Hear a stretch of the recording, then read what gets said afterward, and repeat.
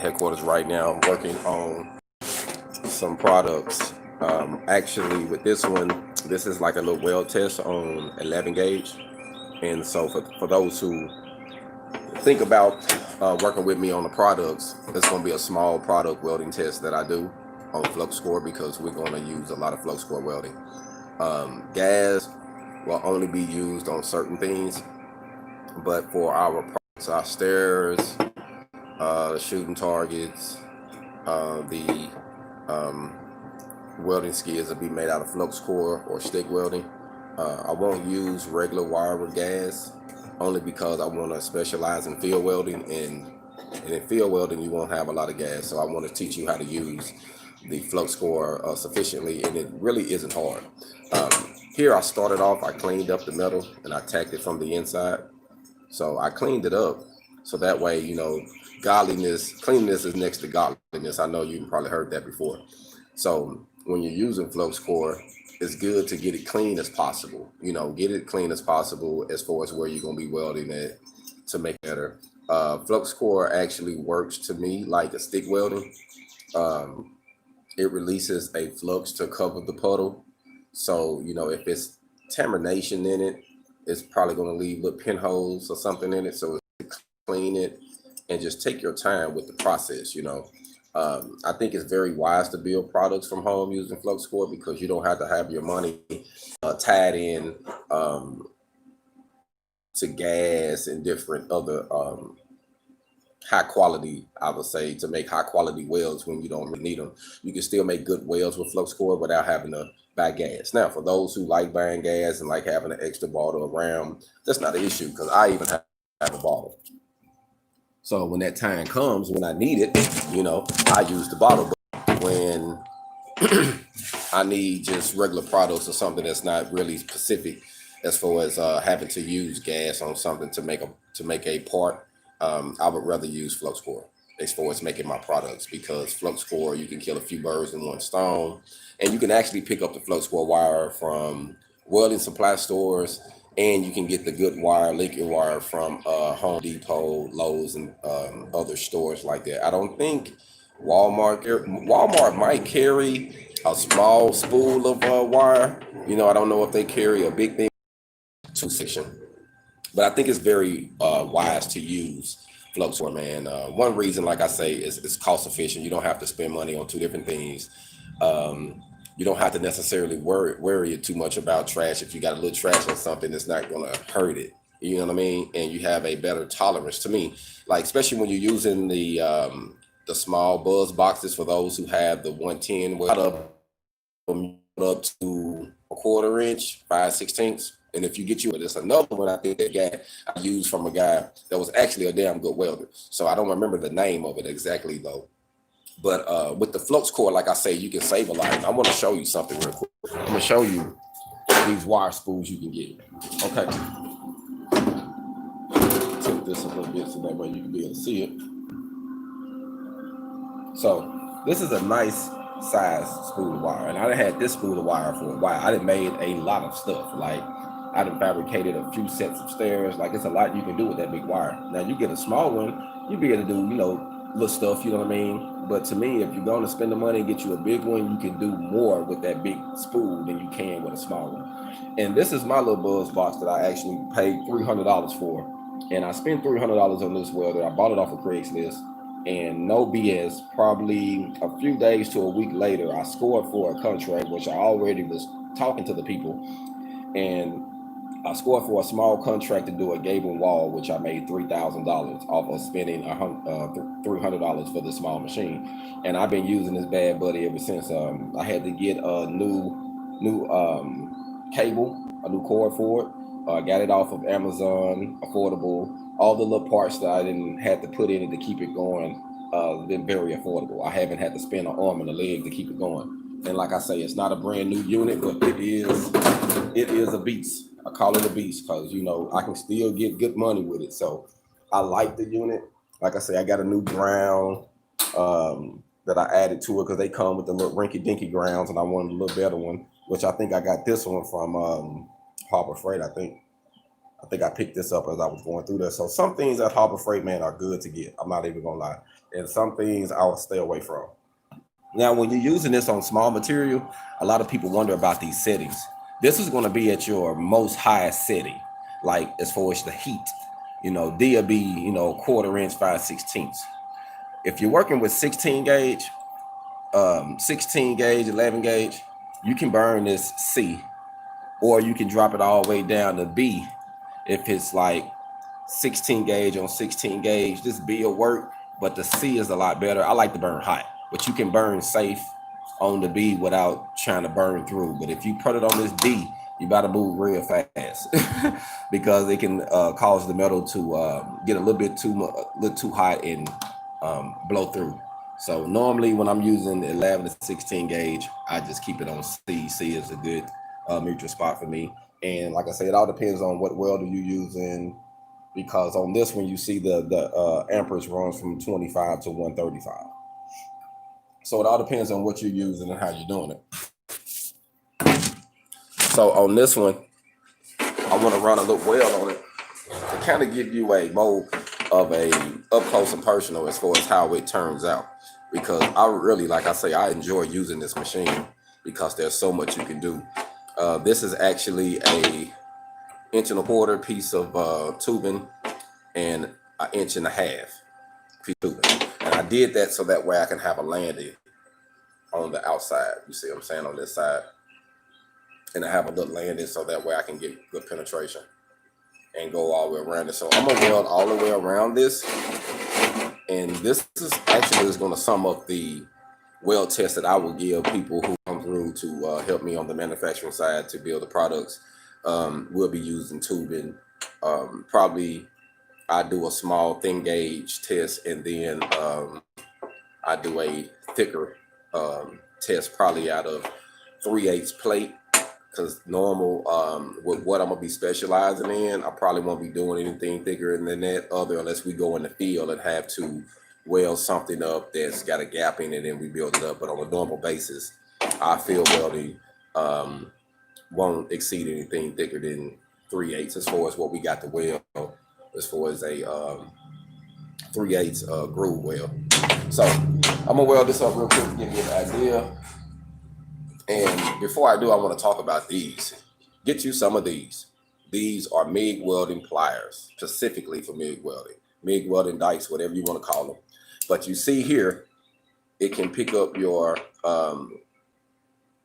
tip. You can take the tip out easy. And here is for the nozzle. These are good. You can have some of these, which a lot of people, they'll use these getting by. And you can. Like I say, I didn't use these for many years before I actually got these, you know, when I first started. So you can use these and get away with them all day. You know, they're good. But as you see, there's no place for your tip. You have to kind of cut it a little bit. And you can still get it out of there, or you can grip it through here on the bottom. But you can use these. But these are most definitely better. I love these. Like I said, I actually got 2 pair.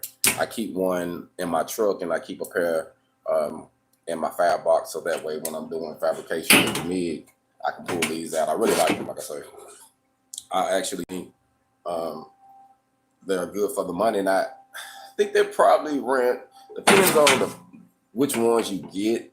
I would say you're gonna spend at least $10 to $20. Depends on where you get them from Amazon. So everybody's shop different. And one good thing too to keep in mind, always keep your tip clean and make sure it's in there properly, because if it's not, it could touch the side and it'll arc off, and you'll have this funky looking arc pop off, and you'll be like, man, what's going on? And it was all basically not cleaning your tip good. Even though when you use flux core, you don't have gas, but it's still good to keep any splatter from tipping up, getting up around your tip, because it can mess your weld up. I can't tell you how many times I have done like a vertical weld in a shop. I'm going up and up, a little piece of slag probably hit here, and I don't know it. I keep going up, and it builds up and builds up, and then now it's dragging on your weld, and you get ready to go. You got this little spot going through. You like, damn, you know what I'm saying? Everything was perfect but that, you know what I mean? So you want to keep that in mind, man. I'll say every time you quit, you stop it pay attention to it, or while you welding, you know what I mean? Just keep your eyes on any splatter building up on your tip. So we're just gonna weld this one all the way around, and then I'm gonna clean it up and let you look at it.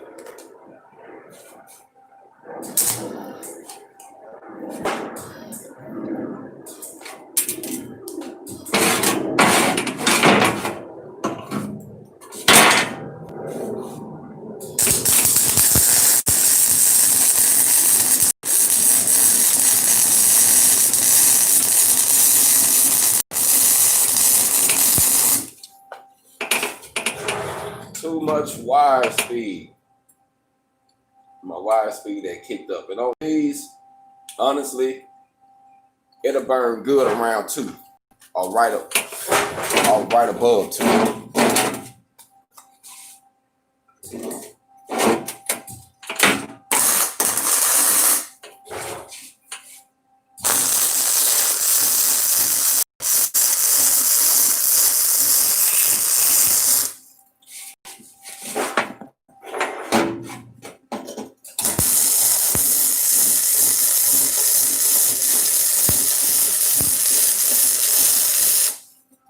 And on the patterns you use, you can switch it up.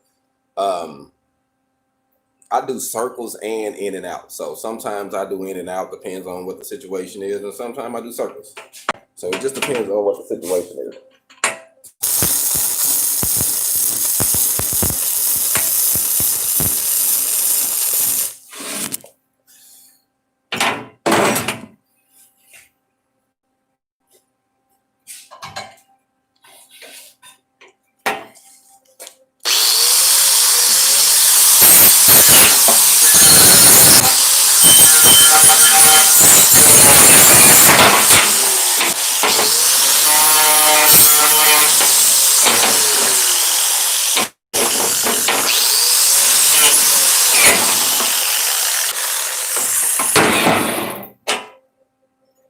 So, just to show you, they don't turn out bad at all. The welds actually turn out pretty good. This is the first one I did when I said the splatter was the wire speed was kind of turned up. As you can see, that weld is kind of even bigger there. But once you get it heated, you know, you started seeing that the welds are in there and are smaller. And like I said, I got it on C, and I'm doing in and out on these. And like I say, there's many different ways you can do these. And as you see, if you look in the inside of it, I don't know, you probably can't really see it, but if you look in the inside, you can tell the penetration is all the way around. And that way, you know that you turned these 2 pieces of metal into 1 piece of metal, you know. So there's many ways to do it. Like I say, it doesn't take long. And the main thing you was looking for was you didn't want to burn through. The machine could have been down on B, for beginners. It wouldn't have been that hot. But I burned it on C where I can just move faster. So, to each his own. But I feel like I say, welding with flux core from home, you can do a lot. This is good and sturdy, Actually, I can show you something.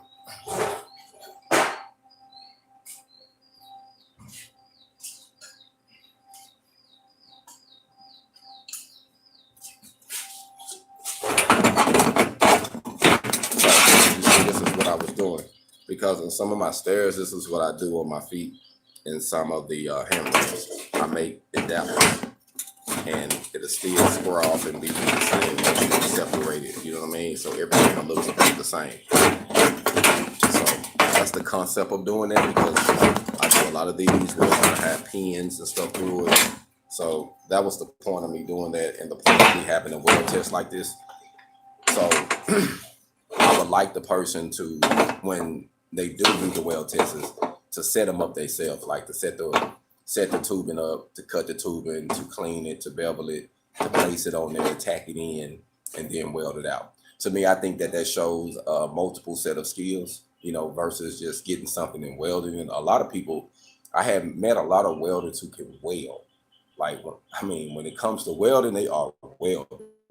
But when it comes to assembling something or fabricating it or getting it in line to weld, but I call myself a fitter and a welder, but I'm not a pipe fitter. Now I can fit some pipe, but I don't consider myself a pipe fitter. You know what I'm saying?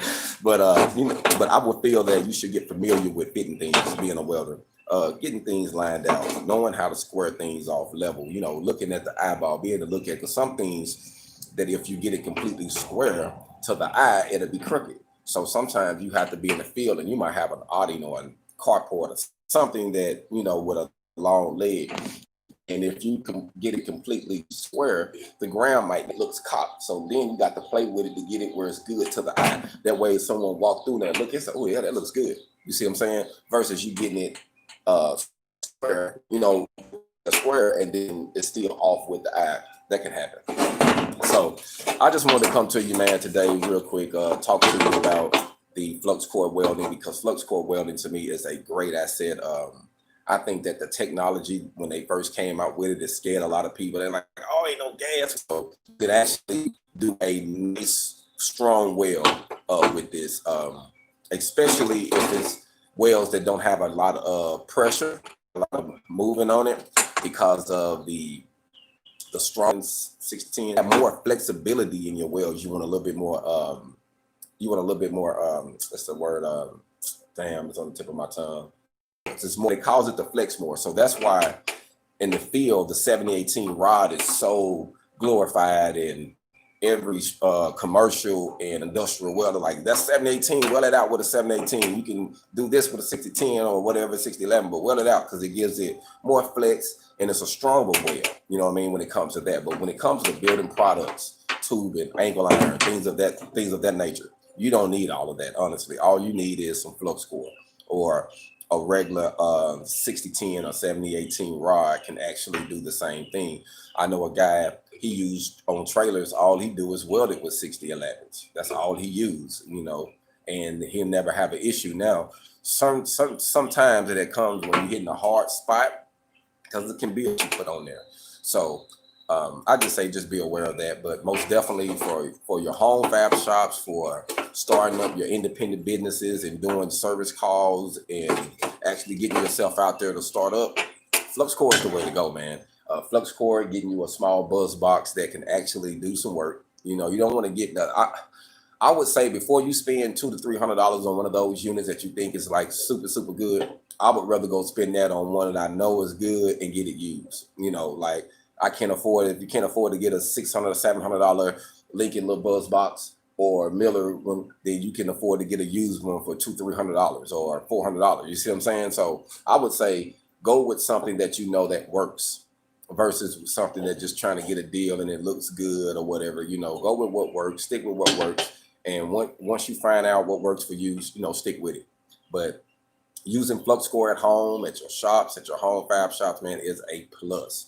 So don't think that you can't take it to the next level because you don't have gas. Gas is fine, but it all depends on what you're doing. It depends on what you're welding. If it's TIG welding all the time, you got to have gas on TIG welding. It's a no-brainer. But if you MIG welding, you don't have to have gas all the time. You can use flux core. Hold on.